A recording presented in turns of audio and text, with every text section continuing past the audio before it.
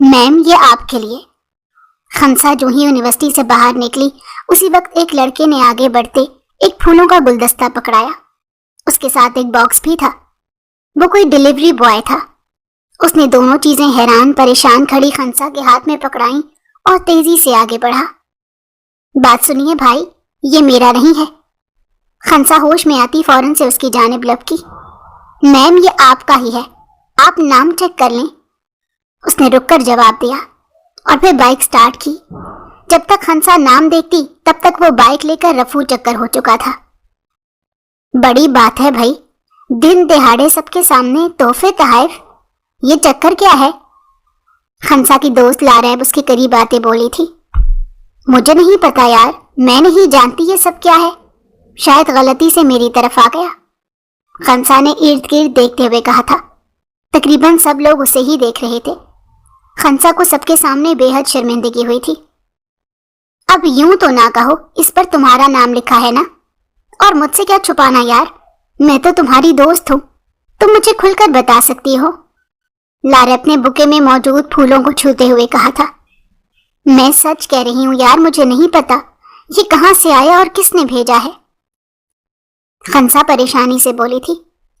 اچھا چلو کسی کیفے میں چل کر بیٹھتے ہیں، وہاں اس کو کھول کر دیکھتے ہیں، پتہ چل جائے گا کہ اس میں کیا ہے، لاریب نے مشورہ دیا۔ تم پاگل تو نہیں ہو گئی؟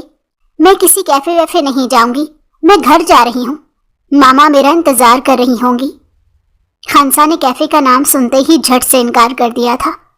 وہ باہر صرف یونیورسٹی کی حد تک ہی آتی تھی، یوں ہی بے فضول پھرنا اور پھر ہوٹلنگ کرنا اسے بالکل پسند نہیں تھا۔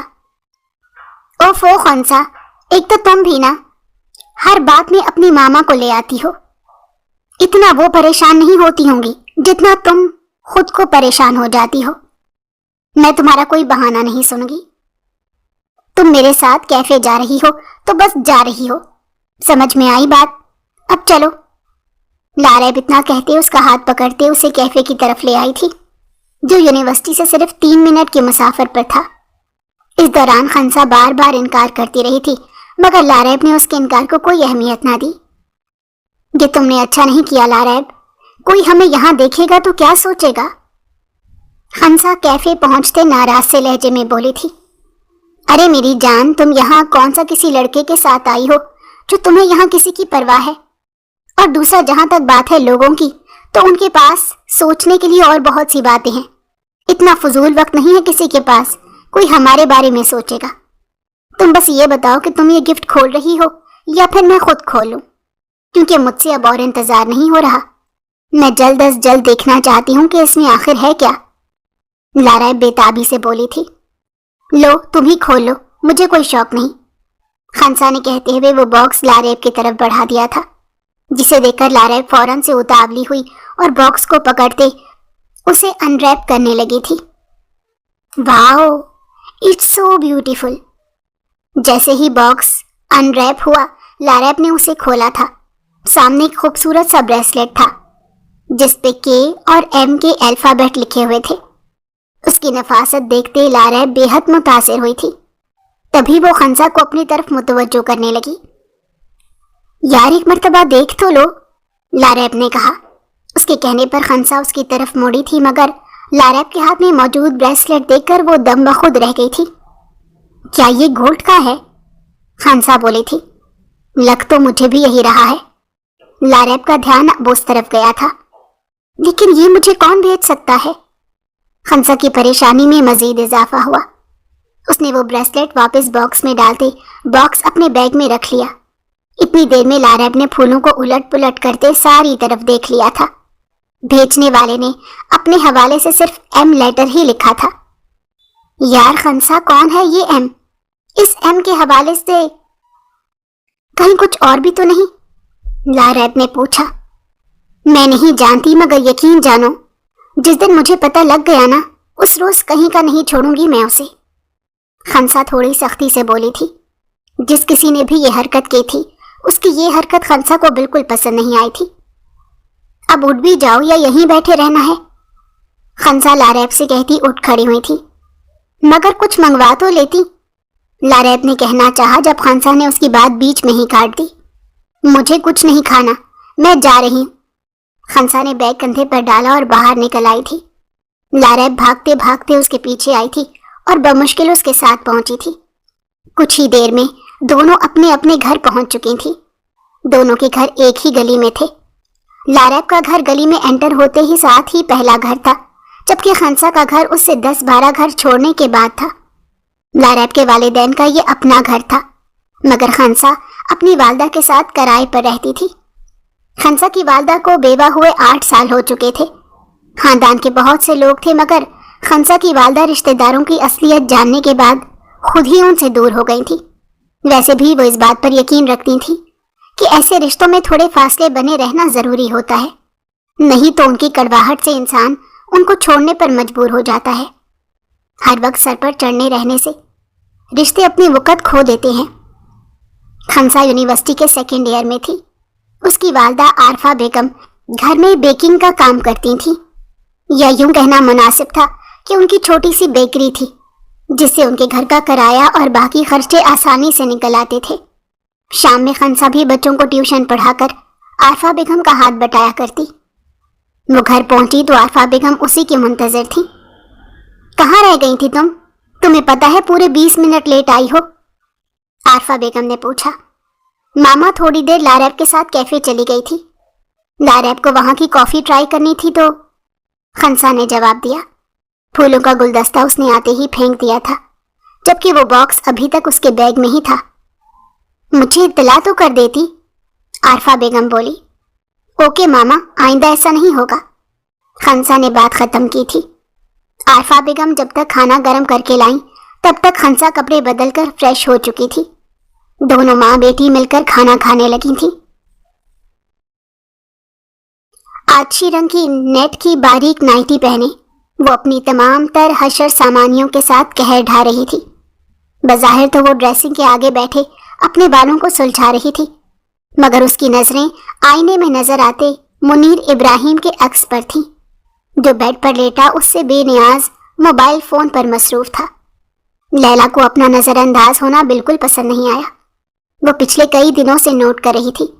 मुनीर इब्राहिम का रवैया उसके साथ कुछ बदला बदला सा था। पहले यही मुनीर था जो उसे इस हालत में देखते अपने जज्बात पर काबू नहीं रख पाता था और उसके लिए तड़प तड़प कर आहें भरता रहता था। मगर अब पिछले कुछ दिनों से मुनीर इब्राहिम को लैला की जात के होने या ना होने से फर्क ही नहीं पड़ रहा था, और ये बात लैला के लिए अच्छी नहीं थी। वो मुनीर इब्राहिम को इतनी जल्दी और इतनी आसानी से अपने हाथ से जाने नहीं दे सकती थी। वो एक अदा से अपनी जगह से उठी और चलते हुए स्विच बोर्ड की तरफ गई थी। वहां से उसने रूम की लाइट्स ऑफ करते डिम लाइट्स ऑन की थी और फिर उसी अदा से चलती हुई बेड पर लेटे हुए मुनीर इब्राहिम के करीब आई थी। छोड़ भी दो इसका पीछा, चलो प्यार करते हैं, लैला इतना कहती मुनीर इब्राहिम के हाथ से मोबाइल खींच चुकी थी। ये क्या हरकत है लैला, अपनी हद में रहो। तुम्हारी हिम्मत भी कैसे हुई मुझसे मोबाइल खींचने की? मुनीर इब्राहिम एकदम गुस्से से उठ बैठा था। उसका मूड सख्त खराब हुआ था। उसने मोबाइल वापस लेते लैला को अच्छी खासी झाड़ पिला दी थी। मुनीर, तुम बदल गए हो, मैं कई दिनों से नोट कर रही हूँ, लैला ने रोहान से होते हुए कहा था। जब तुम्हें यह लग ही रहा है तो अब मेरे सर पर क्यों सवार हो? जाओ और छोड़ दो मुझे अकेला, मुनीर इब्राहिम ने बेजारी से कहा था। मुनीर, ऐसे कैसे अकेला छोड़ दूं? मोहब्बत करते हैं हम दोनों एक दूसरे से। तुम्हें कोई परेशानी है तो मुझसे शेयर कर सकते हो। वैसे शादी की बात कब कर रहे हो? मुझसे अब बिल्कुल वेट नहीं हो रहा, लैला ये कहते मुनीर इब्राहिम के बाहों से लगी। असल मकसद मुनीर इब्राहिम के मोबाइल पर झांकना था, जो मुनीर इब्राहिम समझ गया था। दूर रहो मुझसे, और कौन सी शादी की बात कर रही हो? अपने गिरेबान में झांक कर देख तो लो कि पहले तुम्हारा कैरेक्टर शादी के लायक है भी या नहीं। तुम जैसी लड़कियां सिर्फ दिल बहलाने का सामान होती हैं। दिल बहला लिया तो छुट्टी। तुम्हारी छुट्टी भी हो चुकी है। अब जब तक मैं ना कहूं मेरे सामने भी मत आना। मुनीर इब्राहिम ने एक लम्हे के अंदर अंदर उसे अपनी औकात याद दिलाई थी और फिर उसका हाथ पकड़े उसे कमरे से बाहर ला फेंका। नहीं मुनीर, तुम ऐसा नहीं कर सकते। मैंने तुमसे सच्ची मोहब्बत की है। तुम मुझे यूं धोखा नहीं दे सकते। منیر دروازہ کھولو، میں کہہ رہی ہوں دروازہ کھولو منیر۔ منیر ابراہیم کے اندر جاتے ہی وہ منیر ابراہیم کے پیچھے لپکی تھی، مگر منیر ابراہیم نے اس کے منہ پر ہی دروازہ بند کر دیا تھا۔ وہ چیختی رہی، دروازہ پیٹ پیٹ کر پاگل ہوئی، مگر منیر ابراہیم کے کانوں پر جوں تک نہ رینگی تھی۔ لیلا کافی دیر تک دروازہ پیٹتی رہی، مگر جب اس کے ارد گرد ملازم جمع ہو کر چمگوئیاں کرنے لگے تو وہ مجبوراً وہاں سے چلی آئی، مگر اس نے طے کر لیا تھا کہ وہ ہر حال میں منیر ابراہیم سے بدلہ لے کر رہے گی۔ ہاں میڈم، کچھ پتا چلا؟ لاریب نے خنسا سے پوچھا۔ کس بارے میں؟ خنسا نے سوال کیا۔ ارے وہی اس بریسلٹ دینے والے کے بارے میں، لاریب نے اسے یاد کروایا۔ نہیں یار، میں کوئی اس کے بارے میں تھوڑا ہی پتا کر رہی تھی، خنسا نے بیزاری سے کہا۔ وہ اس بارے میں بالکل بات نہیں کرنا چاہتی تھی، لیکن یار پتا تو چلنا چاہیے نا کہ کون ہے جس نے تمہیں سیدھا سیدھا سونے کا بریسلٹ گفٹ کر دیا، لاریب نے پوچھا۔ بات تو تمہاری ٹھیک ہے، مگر مجھے کوئی پتا ہوتا تو کچھ پتا کرتی۔ اب وہ میرے ماموں کا بیٹا تو ہے نہیں کہ میں اسے جا کر پوچھ لوں۔ جو بھی ہوا خود پتا چل جائے گا، خنسا نے کچھ سوچتے ہوئے کہا تھا۔ لاریب نے اس کی بات سے اتفاق کیا۔ اب ظاہر سی بات تھی، کوئی یوں کسی کو گولڈ دے کر چپ تھوڑا ہی بیٹھنے والا تھا، یقیناً وہ پھر سے کوئی قدم اٹھاتا، اور ایسا ہی ہوا۔ ٹھیک 3 دن بعد جب اس روز خنسا اور لاریب چھٹی کے وقت یونیورسٹی سے نکلی تو اسی وقت پھر سے ایک لڑکے نے آ کر خنسا کو گلدستہ پکڑایا تھا اور خود وہاں سے چلا گیا تھا۔ خنسا نے اس پر لگا کارڈ اتارا اور ایک بھی نظر دیکھے بغیر گلدستے کو کوڑے دان کی نظر کر دیا۔ خنسا نے ارد گرد دیکھتے وہ کارڈ بیگ میں رکھ لیا تھا۔ لاریب بھی ادھر ادھر ہی دیکھ رہی تھی۔ تمہیں کیا لگتا ہے خنسا؟ لاریب نے پوچھا۔ وہ جو کوئی بھی ہے اس یونیورسٹی میں ہے، لاریب، یا پھر وہ مجھ پر کڑی نظر رکھے ہوئے ہے؟ خنسا نے آس پاس دیکھتے ہوئے کہا تھا۔ اسے تلاش تھی مگر اسے کوئی بھی ایسا نظر نہیں آیا تھا۔ وہ دونوں سیدھی گھر آئی تھی۔ لاریب کو کارڈ کھول کر دیکھنے کی جلدی تھی تو وہی خنسا کا دل اسے کھولنے پر آمادہ ہی نہیں تھا۔ نہ جانے کیوں ایسا لگ رہا تھا اگر اس نے اس کارڈ کو کھولا تو وہ بری پھنس جائے گی۔ تجسس تو اسے بھی تھا یہ دیکھنے کا کہ آخر اسے کارڈ کس نے دیا ہے، مگر وہیں دل مسلسل اس کارڈ کھولنے سے روک رہا تھا۔ لاریب کا بس چلتا تو راہ چلتے ہی کھول دیتی، مگر خنسا نے ہی منع کیا تھا۔ خنسا نے لاریب سے کہا گھر آ جانا، وہیں آ کر کھول لینا، اور لاریب تو جیسے اسی انتظار میں تھی۔ خنسا کے گھر پہنچنے کے 15 منٹ بعد ہی وہ آن ٹپکی تھی۔ لاریب، کیا تمہیں اب بھی ایسا لگتا ہے کہ اسے کھولنا ٹھیک ہے؟ خنسا نے مارے گھبراہٹ کے پوچھا۔ او کم آن خنسا، تم تو ایسے کہہ رہی ہو جیسے اس میں کوئی جن چھپا بیٹھا ہے۔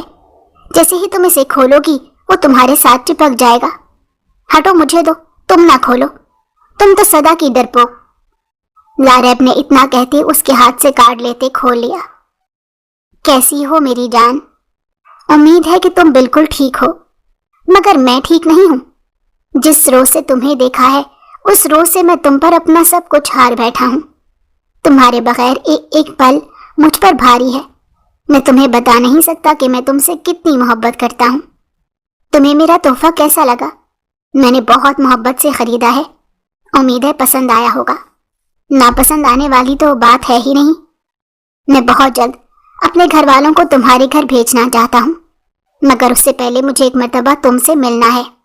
جب تمہارا ارادہ بنے تو یونیورسٹی کے ساتھ والے کیفے میں آ جانا۔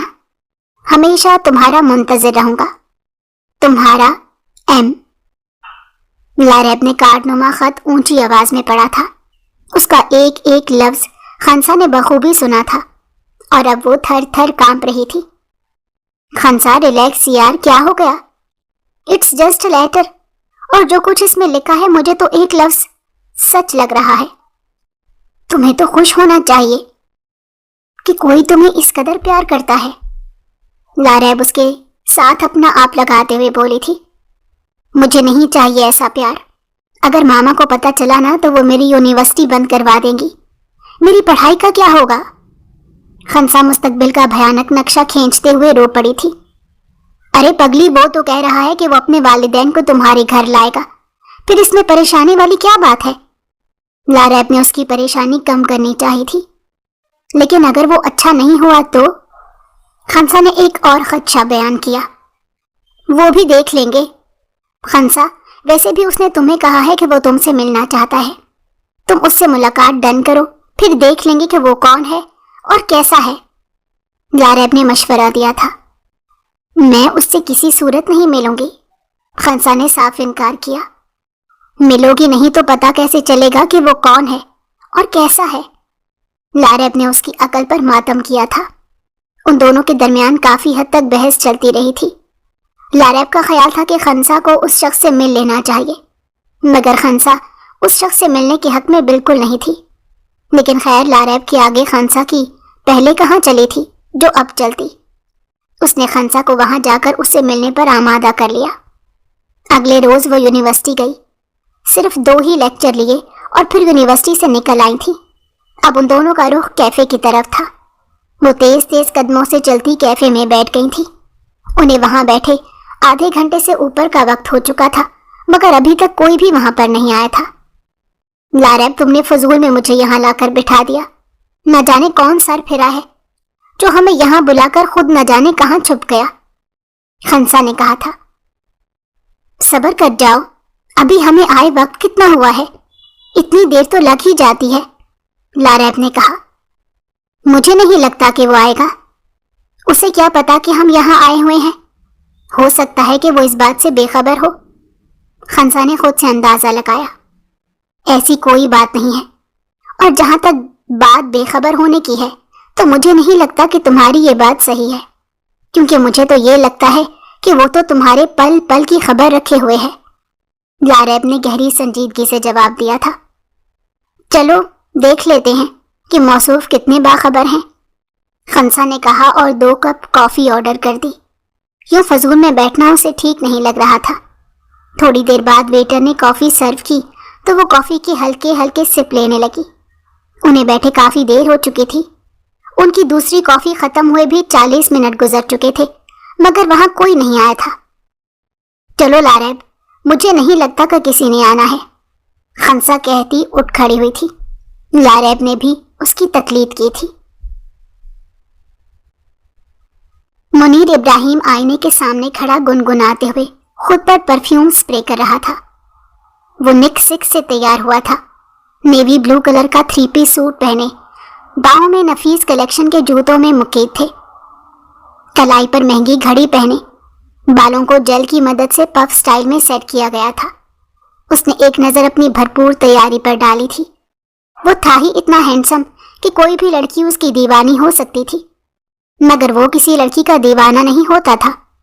आज तक उसकी जिंदगी में कई लड़कियां आई थी और कई लड़कियों से उसके गहरे मरासिम थे। वो लड़कियों को कपड़ों की तरह बदलता था। उसके नज़दीक लड़कियों की अहमियत टिश्यू पेपर जैसी होती थी, जिन्हें वो इस्तेमाल करने के बाद फेंक देता था, और कोई उसको रोकने टोकने वाला नहीं था। वो अपने हर मामले में आज़ाद और खुद मुख्तार था, क्योंकि माँ बाप तो सर पर थे नहीं। एक भाई था जो बिजनेस के सिलसिले में पिछले 8 सालों से इटली में मुकीम था। इन 8 सालों में वो सिर्फ 3 मरतबा पाकिस्तान आया था, इसलिए उसे अपने भाई के कारनामों का इल्म नहीं था। मुनीर इब्राहिम शुरू से ऐसा नहीं था, मगर गुज़रे 8-10 सालों के दौरान वो तन्हाई का शिकार हो गया था। ये तन्हाई उसे बुरी सोहबत में ले गई। वो बुराई के उस दलदल में जा पहुंचा था जिससे वापसी शायद नामुमकिन थी। उसकी अब तक कई गर्लफ्रेंड्स रह चुकी थीं। शादी के बारे में ना उसने कभी किसी को कहा और ना ही किसी ने कभी उसे कहा था। लैला अजीम वो पहली लड़की थी जिसने मुनीर इब्राहिम से शादी की ख्वाहिश की थी, और वक्ती तौर पर मुनीर इब्राहिम ने भी हामी भर ली थी, क्योंकि लैला उसे अच्छी लगी थी। मगर जब उसने लैला से अपना मतलब निकाल लिया और उसे दिल भर गया तो वो उसे बाकियों जैसी ही लगी थी। तब उसने उससे भी उसकी औकात याद दिलाकर छोड़ दिया था, क्योंकि आजकल उसका दिल उसकी यूनिवर्सिटी के साथ वाली गवर्नमेंट यूनिवर्सिटी में पढ़ने वाली उस मासूम सी लड़की पर आ गया था, जिससे मिलने के लिए वो आज जा रहा था। मगर वो नहीं जानता था कि उसने लैला को ठुकराकर कितनी बड़ी गलती कर दी थी। उसकी जिंदगी में लैला से पहले जितनी भी लड़कियां आई थी वो सब की सब अपनी मर्जी से आई थी। उनमें से कोई ऐसी थी جو منیر ابراہیم سے قیمت وصول کرتی تھی اور کوئی منیر ابراہیم کی طرح صرف جنسی تسکین کے لیے اس کے قریب آتی تھی۔ منیر ابراہیم نے کبھی بھی کسی کے ساتھ زبردستی نہیں کی تھی۔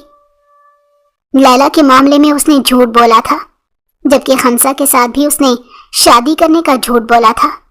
وہ جانتا تھا کہ جب وہ خنسا کے سامنے جائے گا تو خنسا اسے دیکھتے ہی اس پر دل ہار بیٹھے گی اور پھر وہ اس سے اپنا مطلب نکال لے گا، مگر اس مرتبہ تقدیر کچھ اور سوچے بیٹھی تھی۔ یس کم ان۔ کمرے کا دروازہ ناک ہوا تو منیر ابراہیم نے اندر آنے کی اجازت دی۔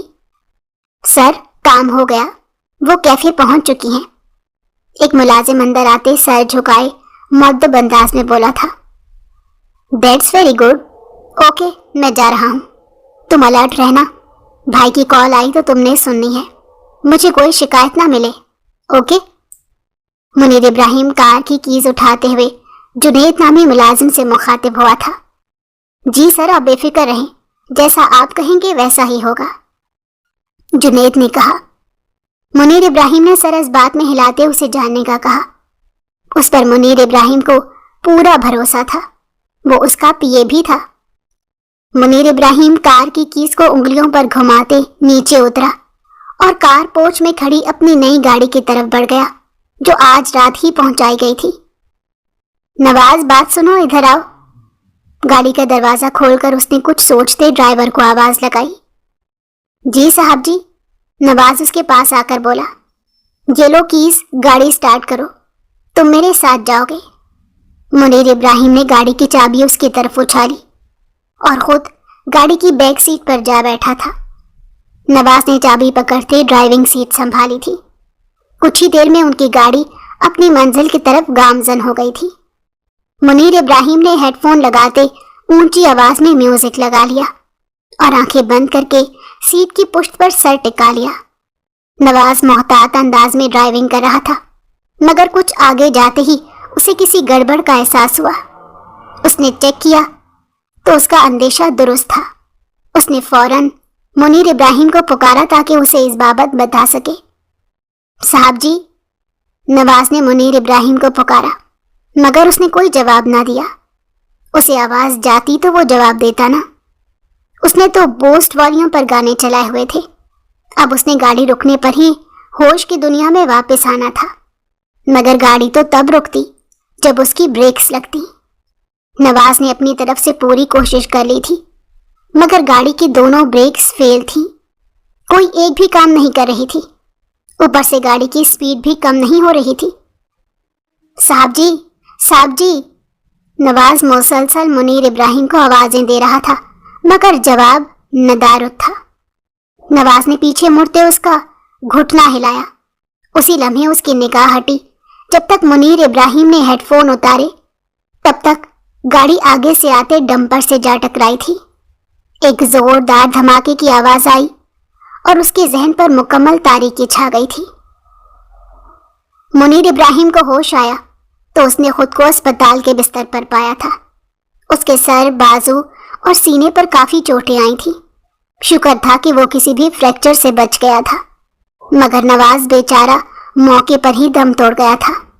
شاید اس کی موت ہی اسے یہاں لے کر آئی تھی۔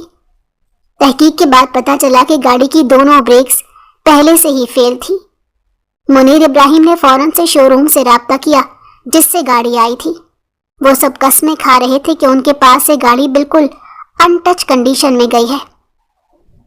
منیر ابراہیم گھر کی ساری سی سی ٹی وی فوٹیج بھی چیک کروا چکا تھا۔ شو روم کی فوٹیج بھی چیک کی گئی تھی، لیکن کچھ بھی پتہ نہیں چلا تھا، کیونکہ یہ کام نہایت صفائی اور چالاکی سے کیا گیا تھا۔ اسے کروانے والی کوئی اور نہیں بلکہ لیلا عظیم تھی، جس نے منیر ابراہیم کو مروانے کا اپنی طرف سے پکا انتظام کیا تھا۔ مگر اس کی قسمت کہ اس روز ڈرائیونگ سیٹ پر منیر ابراہیم کی جگہ اس کا ڈرائیور نواز تھا۔ منیر ابراہیم ثبوت ڈھونڈنے میں ناکام رہا تھا۔ دوسری طرف خنسا اور لاریب اس مکمل خاموشی پر حیران تھی کہ عجیب آدمی تھا، نہ تو اس روز وہاں آیا اور نہ ہی دوبارہ کوئی رابطہ کیا۔ تمہیں کیا لگتا ہے وہ کیوں نہیں آیا اور دوبارہ کوئی رابطہ کیوں نہیں کیا؟ خنسا نے لاریب سے پوچھا۔ آئی ڈونٹ نو، کارڈ پر تو بڑی جنونی باتیں لکھی تھیں، کہ ایک दिन भी तुम्हारे बगैर नहीं रह सकता, मगर न जाने फिर क्या हुआ होगा। लारैब ने कार्ड पर लिखी बातें याद करके कहा, होने दो, जो भी हुआ अच्छा ही हुआ कि नहीं आया, चलो मेरी जान तो छूट गई ना। खंसा ने कहा तो लारैब ने उसकी हाँ में हाँ मिलाई थी, मगर वो नहीं जानती थी कि उनकी जान इतनी जल्दी छूटने वाली नहीं थी। 10 दिन बाद आखिरकार मुनीर इब्राहिम को खंसा का ख्याल आ ही गया था। ओ नो, मैं उस रोज वहां गया भी नहीं, ना दोबारा कोई पैगाम भेजा। वो न जाने कितनी देर मेरा इंतजार करती रही होगी, न जाने वो मेरे बारे में क्या क्या सोच रही होगी और मुझे ठग समझ रही होगी। इस तरह तो वो मेरे हाथ से निकल जाएगी, मगर मैंने उसे हाथ से निकलने नहीं देना। ऐसा नहीं हो सकता, मैं उसे हासिल करके ही रहूंगा।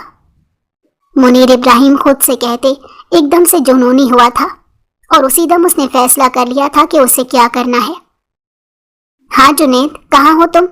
फौरन से मेरे रूम में आओ, उसने कॉल करते जुनैद को कहा। उसकी चोटें काफी हद तक ठीक हो चुकी थी। जी सर, आपने बुलाया? जुनैद अंदर आते बोला। हाँ जुनैद, एक काम है मुझे, जिसके लिए मुझे तुम्हारे माँ बाप की जरूरत है। तुमने बताया था कि तुम्हारे माँ बाप ने 12वीं तक पढ़ा हुआ है। ये बताओ, शहरी लोगों में उठना बैठना तो जानते हैं ना? मुनीर साहब ने जुनैद को बैठने का इशारा करते पूछा।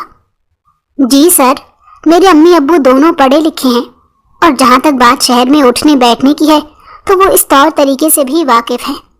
आप ये बताएं कि आपको अम्मी अब्बू की जरूरत क्यों पड़ गई? जुनैद ने नासमझी से मुनीर इब्राहिम की तरफ देखा था। क्योंकि उन्हें एक रोज के लिए मेरे माँ बाप बनना पड़ेगा। मुनीर इब्राहिम के जवाब से जुनैद को हैरत का धचका लगा था। जी सर, मैं समझा नहीं, जुनैद नासमझी से बोला। एक जगह मेरे रिश्ते के लिए जाना है। अब मेरे माँ बाप तो हैं नहीं, इसलिए मैंने सोचा कि तुम्हारे माँ बाप को ही अपने माँ बाप बना लूं। वैसे मुझ जैसे छड़े छांट को रिश्ता कौन देगा? मुनीर इब्राहिम ने सिगरेट सुलगाते उसका गहरा कश लिया था। सर, आप वाकई शादी करेंगे? जुनैद ने हैरत से पूछा था, क्योंकि वो उसके सारे मामलात से बाखबर था। इसीलिए उसे मुनीर इब्राहिम जैसे इंसान के मुंह से शादी की बात सुनकर हैरत हुई थी। हाँ, इरादा तो यही है, अब देखो कि आगे क्या होता है, मुनीर इब्राहिम ने कहा। सर, बड़े सर को इस बारे में इल्म है क्या? जुनैद ने मुनीर इब्राहिम के भाई के मुतालिक पूछा। नहीं, फिलहाल तो नहीं, और अभी तुम बताओगे भी नहीं। एक बार रिश्ता मांगकर उनकी राय जान लें, उसके बाद ही देखेंगे कि क्या होता है, मुनीर इब्राहिम ने जुनैद की तरफ देखते हुए कहा, और साथ ही उसे तंबीह भी की कि वो उसके भाई को कुछ भी ना बताए। जी सर, बेहतर, जैसे आप कहें, जुनैद ने कहा। ठीक है, कल अपने पेरेंट्स को ले आना, और हाँ, ये लो मेरा कार्ड रख लो, उनके लिए शॉपिंग वगैरह भी कर लेना। मुनीर इब्राहिम ने अपना कार्ड निकालते जुनैद की तरफ बढ़ाया था। नहीं सर, इसकी कोई ज़रूरत नहीं, हमारे पास ऑलरेडी सब कुछ है, जुनैद ने इनकार करना चाहा। मैं जानता हूँ तुम्हारे पास सब कुछ है, मगर कल को तुम्हारे वालिदैन को मेरे वालिदैन दिखाई देना है, इसलिए उस हिसाब से उनकी शॉपिंग ज़रूरी है। मुनीर इब्राहिम ने ज़बरदस्ती कार्ड जुनैद की पॉकेट में डाला था, और फिर अगले रोज़ वो जुनैद के पेरेंट्स को लेकर खंसा के घर पहुंच चुका था। देखिए अंकल आंटी, आपने मेरे माँ बाप होने की बेहतरीन अदाकारी करनी है। उन लोगों को बिल्कुल भी शक नहीं होना चाहिए कि आप मेरे वालिदैन नहीं हैं। मुनीर इब्राहिम ने बेल बजाने से पहले उन्हें याद दहानी करवाना जरूरी समझा, और फिर बेल पर हाथ रख दिया। अरे सब्र कर जाओ भाई, आ रही हूँ। न जाने कैसे लोग हैं जो बेल पर हाथ रखकर उठाना ही भूल जाते हैं। अरे सब्र कर जाओ, क्या मसला है? आ तो रही थी, अगर तुम्हें इतनी ही जल्दी थी तो दीवार फलांग कर। खंसा किसी कस्टमर का समझकर तेज तेज बोलते नीचे आई थी, मगर जो ही उसने दरवाजा खोला और उसकी नजर सामने खड़े सूटेड बूटेड शख्स और उसके साथ खड़े 2 मुअज़्ज़िज़ लोगों पर पड़ी, तो उसके बाकी के अल्फाज मुंह में ही रह गए थे। आप कौन? खंसा ने अजनबी चेहरों को देखते पूछा। आरफा बहन यहीं रहती हैं क्या? मेहरुन्निसा बेगम जल्दी से आगे बढ़कर पूछने लगी। जी जी, वो मेरी मामा है, मगर आप लोग कौन हैं? खंसा ने जवाब दिया, बेटा हम एक काम के सिलसिले में आपकी वालदा से मिलने आए हैं, मुलाकात हो सकती है क्या? नजीर साहब ने भी अपना हिस्सा डाला था। जी जी जरूर, आइए, खंसा ने कहते हुए उन्हें रास्ता दिया। खंसा बेटा कौन है? आरफा बेगम ने सीढ़ियों से झांकते हुए पूछा। मामा ये कोई आपके मेहमान आए हैं, खंसा ने कहा और फिर उनको लेकर ऊपर आ गई थी। जी बहन कहिए, आपकी आमद का मकसद जान सकती हूँ क्या? आरफा बेगम ने उनके सामने चाय रखते बोली। जी बहन बिल्कुल जान सकती हैं, दरअसल हम अपने बेटे के लिए आपकी बेटी का रिश्ता लेकर आए हैं। मेहरुन्निसा बेगम ने वालिहाना नजरों से मुनीर इब्राहिम को देखते हुए कहा था। आप मेरी बेटी को और मुझे कैसे जानती हैं? आरफा बेगम ने पूछा। वो दरअसल हमारी एक अजीजा साथ वाले मोहल्ले में ही रहती हैं। उनकी आपकी बेकरी पर आमद हुई तो उन्होंने आपकी बेटी को देखा। मैं अपने बेटे के लिए रिश्ता तलाश कर रही थी तो उसने आपकी बेटी का जिक्र कर दिया। हमें तो बस आपकी बेटी जैसी बहू चाहिए। हम आज आपका इकरार लेकर ही जाएंगे, मेहरुन्निसा बेगम ने कहा। वो सब तो ठीक है, मगर मैं इतनी जल्दी कैसे? आरफा बेगम कंफ्यूज हुई थी। देखिए बहन, हमारा बेटा माशाल्लाह से यूनिवर्सिटी के आखिरी साल में है और कारोबार की कोई टेंशन नहीं। मेरा सारा कारोबार इटली में है, जिसे मेरा बड़ा बेटा संभाल रहा है। शादी के बाद ये दोनों भी इटली चले जाएंगे। आपकी बेटी हमारे घर में बहुत खुश रहेगी, नजीर साहब ने कहा। आपकी सारी बातें ठीक है भाई साहब, मगर मुझे कुछ वक्त तो दें। मैं खानदान वालों से मशवरा भी तो करना चाहूंगी। मेरी बेटी के ताया चचा हैं, मामू हैं, सबसे पूछने के बाद ही मैं कोई फैसला करूंगी, आरफा बेगम ने ठहरे हुए लहजे में कहा था। वो लोग कुछ देर मजीद बैठने के बाद वापस चले गए थे, दोबारा से आने का कहकर। खंसा बेटा टेबल से बर्तन समेट लो, मैं जरा असर पढ़ लूं। आरफा बेगम खंसा को आवाज लगाते वॉशरूम चली गई थी। खंसा बर्तन समेट रही थी कि तभी उसकी नजर सोफे पर रखे एक कार्ड पर पड़ी। ये क्या है? खंसा को हैरत हुई। खंसा ने आगे बढ़कर वो कार्ड उठाकर खोला था। आई एम सॉरी, मैं उस रोज नहीं आ सका। मैं जानता हूं तुम मुझसे नाराज होगी, मगर देखो आज मैं अपना वादा पूरा करने आ गया। एम। कार्ड पर लिखी तहरीर पढ़ते खंसा की आंखों के सामने मुनीर इब्राहिम का चेहरा लहराया था। तो क्या ये था एम? खंसा ने खुद से ही सवाल पूछा था। क्या तू सच कह रही है? वो वाकई तेरे घर आया था क्या? अगले रोज जब यूनिवर्सिटी में खंसा ने उसकी आमद के बारे में लारैब को बताया तो उसे यकीन ही नहीं आया था। वो अब तक बेयकीन थी। मैं सच कह रही हूँ लारैब, और ये बात मैं तुम्हें 10वीं मर्तबा बता रही हूँ। मुझे लगता है कि मैंने तुम्हें बताकर गलती कर दी है। खंसा अब झुंझलाई थी। अच्छा ना, अब दोबारा नहीं पूछती। ये बताओ कि वो दिखने में कैसा है? लारैब ने पूछा। बहुत हैंडसम, खंसा रवानी से कह गई थी। जब लफ्जों पर गौर किया तो जबान दांतों तले दे दी। ओहो, इसका मतलब रिश्ता पक्का समझूं। लारैब अब खंसा को छेड़ने लगी थी। तंग आकर खंसा वहां से उठ गई। जी बहन, फिर आपने क्या सोचा? एक हफ्ते बाद वो लोग फिर से खंसा के घर हाजिर थे। मुझे मंजूर है, आरफा बेगम ने अपना जवाब इकरार में ही दिया था।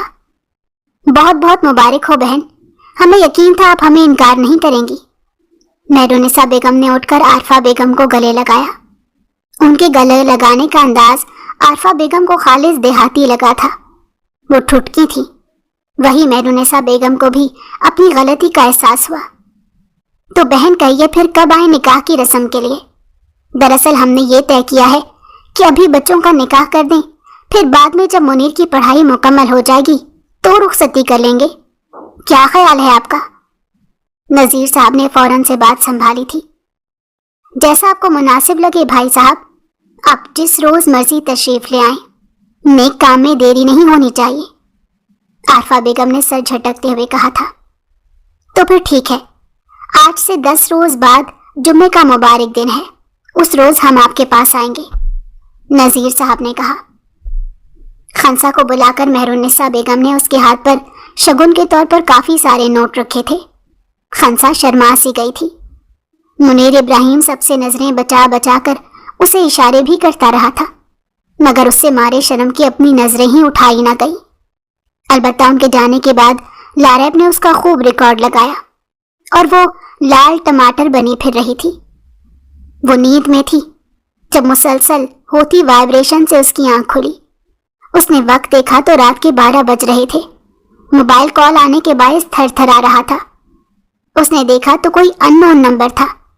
खंसा ने कॉल काट दी और फिर से कंबल में घुस गई, लेकिन कुछ ही सेकंड के बाद उसका मोबाइल फिर से वाइब्रेट होने लगा था।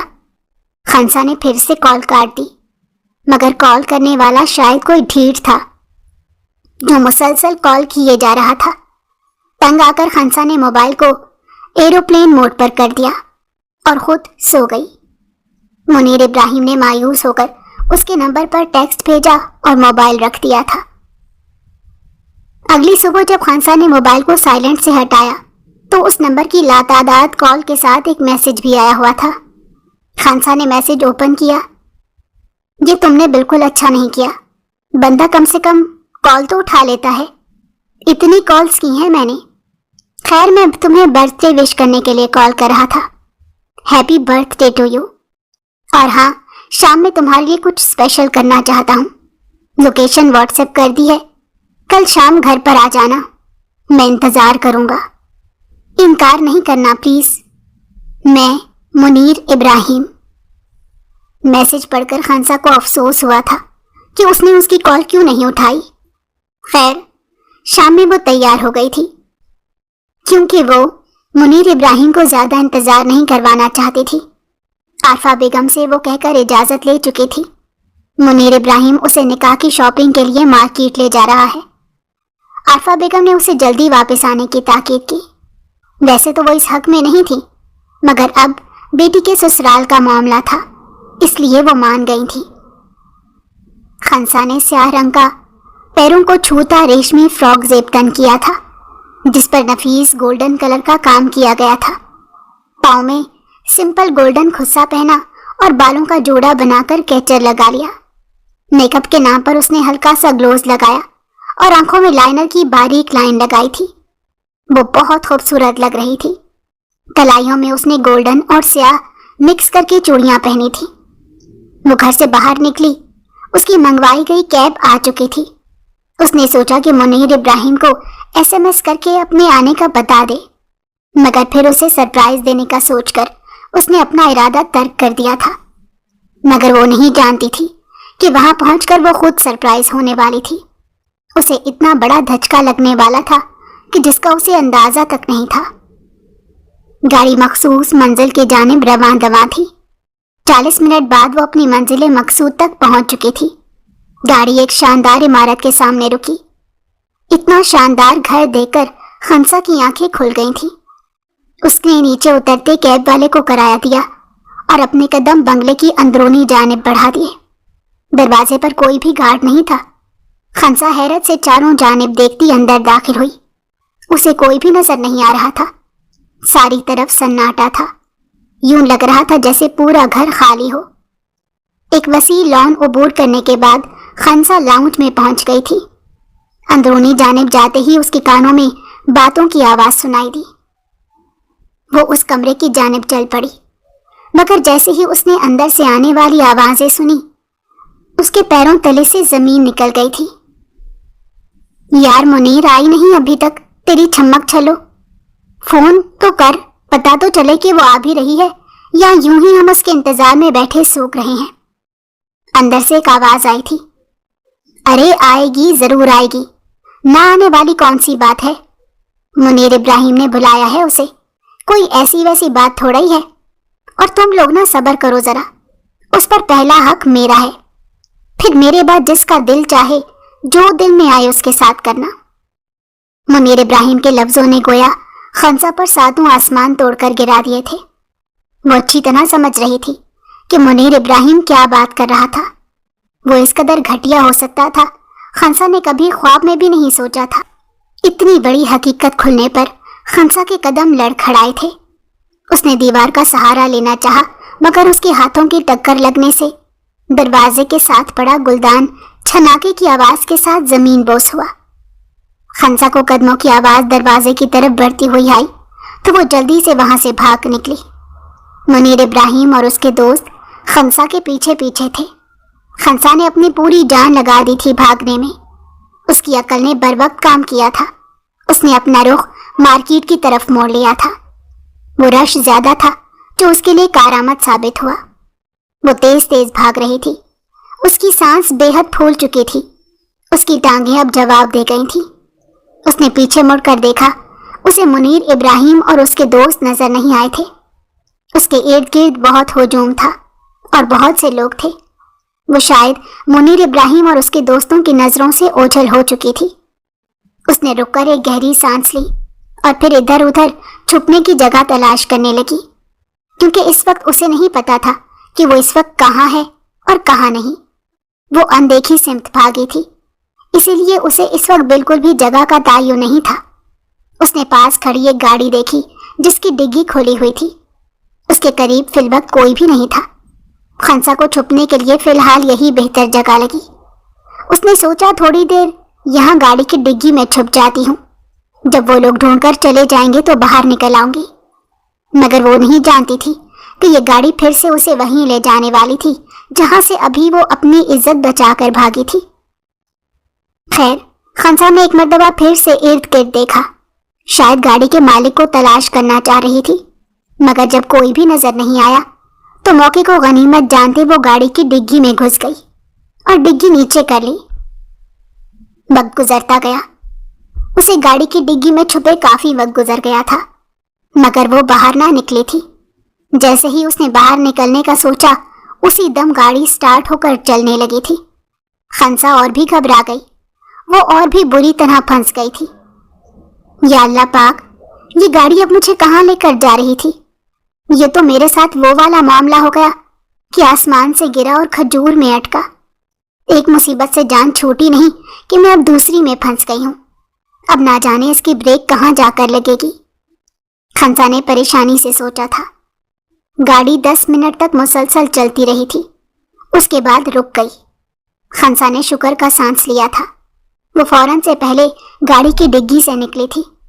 किसी की नजरों में आए बगैर ही वो यहाँ से निकल जाना चाहती थी, मगर ऐसा कैसे मुमकिन था? वो जो ही गाड़ी से निकली, उसे अपनी पुश्त पर एक ठंडी नाल महसूस हुई थी। तुम जो कोई भी हो, अपने हाथ ऊपर करो, वरना बेमौत मारी जाओगी।